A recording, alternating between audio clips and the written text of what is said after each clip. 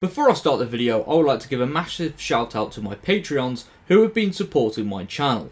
If you would like to check out my Patreon and receive early access to some very exciting videos coming soon, then please click the link in the description below. Hello everyone and welcome back to the Nerd Den here once again, and in today's video I'm not doing any news or anything like that because the news landscape of Doctor Who has kind of dried off a little bit, and I wanted to talk about something a little bit more trivial, and it's something that's not really common knowledge, and I wanted to talk about this lost ending, or an alternative ending, that was filmed and screened for the press for The Parting of the Ways. Yes, the Series 1 of the revival, no, not Season 1 of Classic Who, or Season 1, obviously, of the new era, but no, Series 1 of Doctor Who, we know at the end, Christopher Eccleston regenerated into David Tennant, and for many of the modern audience, that was their first time seeing regeneration, which is very, exciting, and I remember for me, I even said, oh, blimey, Christopher Eccleston just exploded, and some guy with spiky hair emerged from his place. I was like, what? What is this? I was completely blown away. But this wasn't the only ending that was filmed. And, well, let's get into the video and talk about this alternative ending and why it's unfortunately lost to time.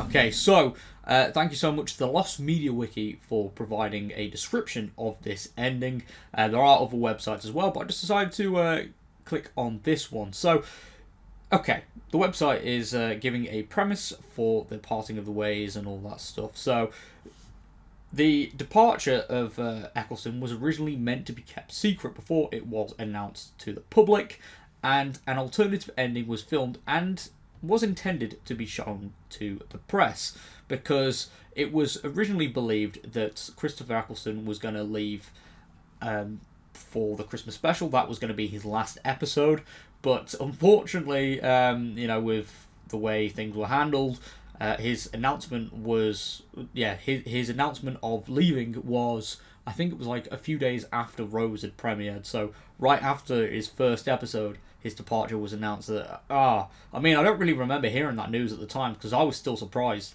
when he regenerated, because obviously I was, like a young kid, so I didn't really keep up to date with the tabloid stuff, but I was completely blown away when he regenerated. But blimey, even like the press were going to be kept in the dark with this, and imagine that, like, no one would have known that Eccleston was going to regenerate in that episode. That would have been insane. But okay, so the alternative ending would be similar, a bit without the sacrifice at the end. Instead, the Doctor would have the TARDIS scan Rose, only for the TARDIS to display the message of life form dying, providing a cliffhanger for the second series. The ending was never intended to be added to the episode, as early in filming, Eccleston had announced he would leave after one series. Instead, it was to be shown to the British press to keep the regeneration a surprise. Ultimately, yes, I completely lost my words there. Ultimately, the ending would prove unnecessary, as the BBC press office revealed Eccleston's departure earlier than planned, thus making it obvious that a regeneration was to occur in the series finale. Nevertheless, showrunner Russell T Davies considered the scene inferior to the ending shown in the episode. So, there is a little bit here about availability. So Davies discussed the ending in an issue in the Doctor Who magazine, believing it would make a suitable DVD extra for the future. On the complete first series DVD box set, on a commentary for The Parting of the Ways, executive producer Julie Gardner discussed the ending, put doubts into the idea of the ending ever appearing as a DVD extra. Ultimately, these doubts proved valid, as the ending was not included in the Series 1 DVD box set and is yet to be publicly released. So they still have this somewhere, I imagine. It's not going to be like the old days where it's completely wiped, but I mean, it's not going to be canon anyway, so you may as well release it.